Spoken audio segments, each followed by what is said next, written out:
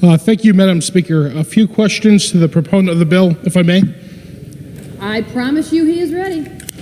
Thank you, Madam Speaker. On lines 31 through 41 in the bill, it talks about the electronic filing returns that a trucking company has to file monthly. What info will be on the form, this electronic form, specifically? Through you, Madam Speaker. Representative Scanlon.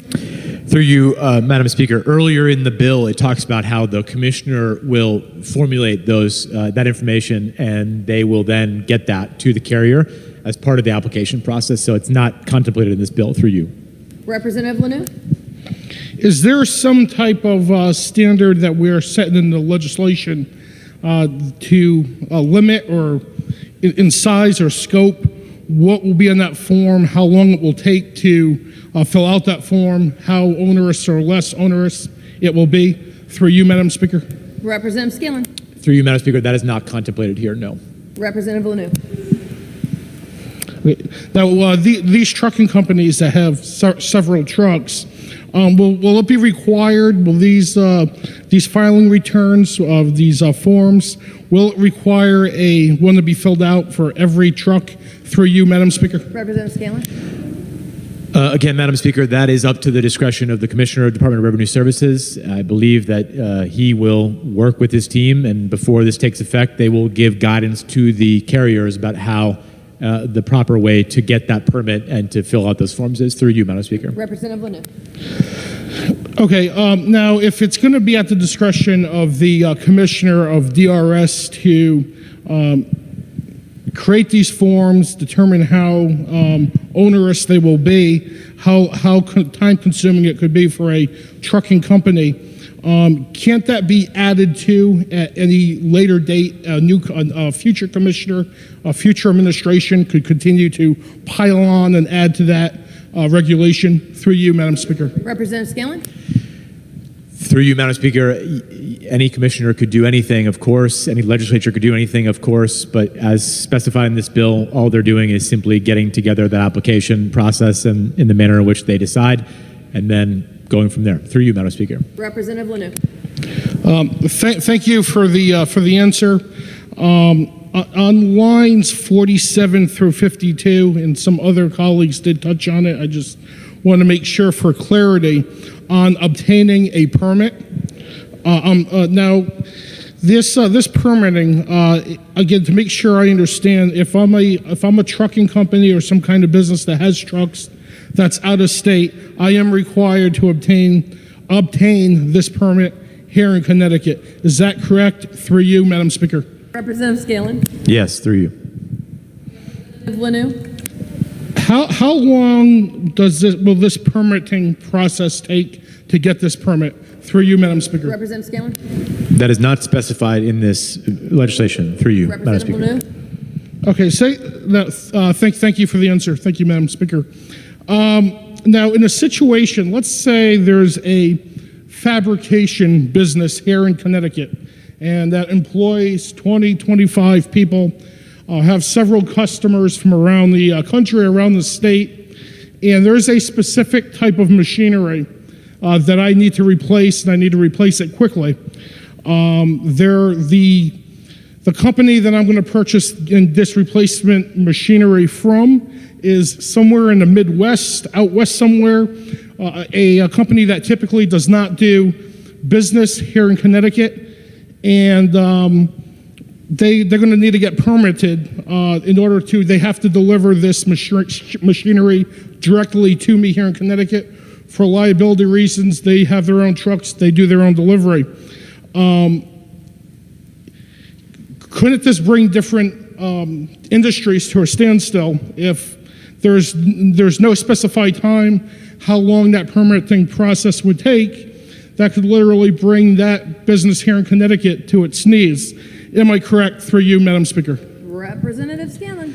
Through you, Madam Speaker, while I don't know exactly how long the process will take, I have full confidence that DRS will want to make sure that that's not an overly onerous process, because the more trucks that we get on the roads here in Connecticut, the more trucks we get delivering goods, the more money we're getting from this fee. And so I do think the process will be relatively easy. And again, it's going to be relatively easy for the companies as well because they're already tracking all this information for the IFTA rule through you, Madam Speaker.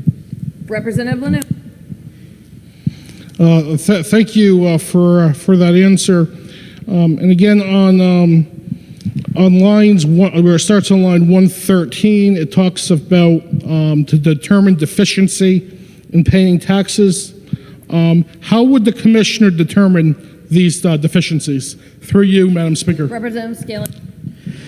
Through you, Madam Speaker, which section in particular is the good representative pointing to here? Through you, Madam Speaker. Representative Lanoue. Specifically, it's line 113. So it would be G1. Through you, Madam Speaker. Representative Scalan. Through you, Madam Speaker, this section starting on line 110 gives the commissioner and his team power to audit anyone who is applicable to this as they so choose to do so. So it would be through that process as they deem necessary. Through you, Madam Speaker. Representative Lanoue. Was there any type of fiscal analysis, any type of assessment on what the cost of one of these type of determinations or examinations would be? Through you, Madam Speaker. Representative Scalan. Through you, Madam Speaker, I do not know the answer to that. Representative Lanoue. Thank you, Madam Speaker. On lines, starting on line 225, it refers to our record keeping that the trucking companies will be required to do. And it talks about a proper type of form, a certain format that the commissioner would require.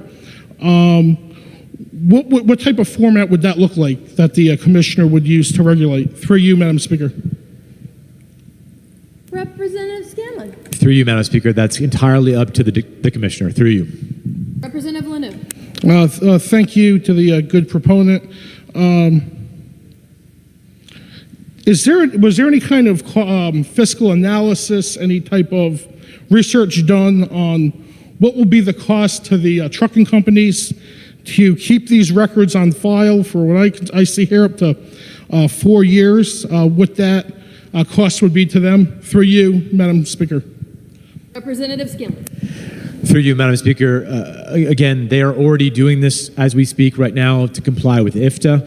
So it will not be an onerous burden on them any more than they're already doing right now to comply with that provision. Through you, Madam Speaker. Representative Lanoue.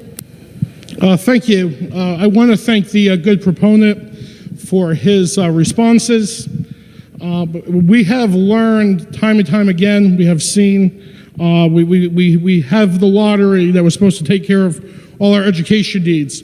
We have the sales tax, 1991, the state income tax, to take care of our debt, our deficit problems. It was going to be essentially the tax to end all other taxes. And now we're going to be taxing trucks to pay for infrastructure. To quote the late, great President Ronald Reagan, here we go again. And, you know, our trucking industry, during COVID-19 this past year, we have signs up thanking them, calling them heroes. Rightfully so. Our truckers that kept this country running when most of the country was shut down. We depended on them to deliver the food to the grocery markets, to keep us going, to keep deliver the gasoline, to keep cars running. The finest among us, many of them are constituents in my district. Many of them had told me during that time when they traveled down south and out west, running when most of the country was shut down. They couldn't even find a place to go to the bathroom properly, proper facilities, because so much was closed. So, on one hand, we're saying, we're calling them heroes, we're thanking them for all they did, and then on the other hand, we're giving them the proverbial and financial finger. So, taxing them, continuing to put more onerous regulations on this industry. Again, I think, with all due respect to the proponent, but I think he was quite straightforward in this bill on several questions. When it comes to the filing fee, the filing form. How onerous will it be? We don't know. It's going to be up to the DRS commissioner and future DRS commissioners. They can keep piling it higher and deeper, make it more and more onerous as time goes on. The hypothetical that I laid out, which is a reality to a lot of businesses. If you have a particular type of machinery, a type of good that you rely on, that you need, that's going to be delivered by a trucking company out of state, they're going to require this permitting process. They're going to be required to obtain this. No clear answer. How long will it take? 2 days, 6 days, a month, 6 months? We don't know. So I am very uncomfortable for those reasons supporting this bill and imposing yet another tax on the taxpayers of Connecticut, on our trucking industry. And what we have to remember, as so many colleagues also articulately stated, these trucks are transporting something in the back. And make no mistake about it, in our system, we're in the free enterprise system, trucking companies are in business to make a profit. That's why you're in business. That's what makes America great. And what they're simply going to do with this additional tax, we call it a fee, it is a tax, they're going to pass that on to the consumer. Look around you, look to the left, look to the right, look straight ahead.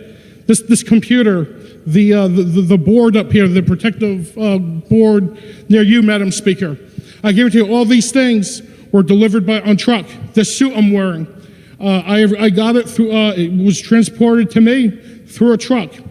All these things, these prices are going to go up on everything in sight. Our country runs on 18-wheeler, it runs on truck, and those goods and services are going to go up dramatically. I strongly oppose this bill, HB 6688. Let's protect our trucking industry, let's protect our jobs, let's protect our taxpayers, and say no to HB 6688. Thank you, Madam Speaker.